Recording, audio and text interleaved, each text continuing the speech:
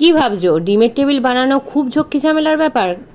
দোকানের মতো হয় না, একদম না। ভুলে যাও এই ভুল ধারণা আর ঘরে বানিয়ে ফেলো এরকম খাস্তা মুচমুচে আর একদম দোকানের মতো ডিমের টেবিল। তাহলে চলো শুরু করা যাক। ওয়েলকাম টু টুকিটাকি রান্নাবাটি। ফার্স্টে আলুর পুরটা করে নেওয়ার জন্য একটু দারচিনি থেতো করে আমি তেলের মধ্যে ফোড়নে দিয়েছি, তারপর দিয়েছি পেঁয়াজ আর শুকনো লঙ্কা কুচিয়ে দিয়েছি সাথে, তারপর দিয়েছি নুন, চিনি আর কাশ্মীরি লঙ্কার গুঁড়ো, আর লাস্টে দিলাম আদা রসুনের পেস্ট। তো সমস্তটা দিয়ে খুব ভালো করে মশলাটাকে আমি কষিয়ে নেব। ভালো করে ভাজতে হবে যাতে মশলার কাঁচা গন্ধ না ছাড়ে। পর্যায়ে দিয়ে দিলাম স্ম্যাশ করা আলুগুলো, ওই জন্যই আমি শুরুতে নুনটা একটু বেশি দিয়েছি।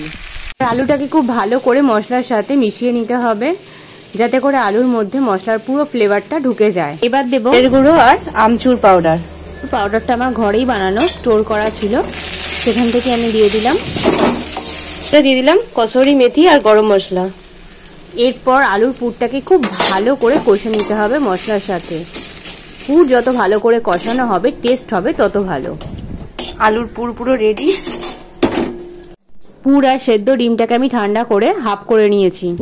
আলুর পুরটাকে আমি ভালো করে একটু চটকে নেব, স্ম্যাশ করে নেব। বেশ স্মুথ হয়ে গেছে। এরপর আমি একটা একটা করে মুন্ডো বানিয়ে নেব। এবার আমি এর মধ্যে ডিমটা বসিয়ে দিয়ে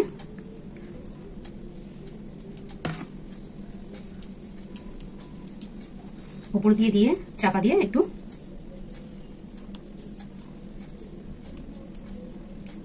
রেডি আমার একটা এক টেবিল।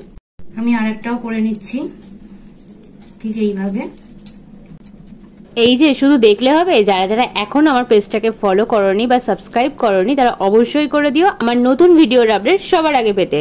এদিকে কথা বলতে বলতে একটা টেবিল অলরেডি রেডি হয়ে গেছে আর একটা হচ্ছে। আমি এর মধ্যে নুন, লঙ্কার গুঁড়ো আর চাট মশলা একটু মিশিয়ে নিলাম। এবার একটু শুকনো বেসনে কোট করে নেব।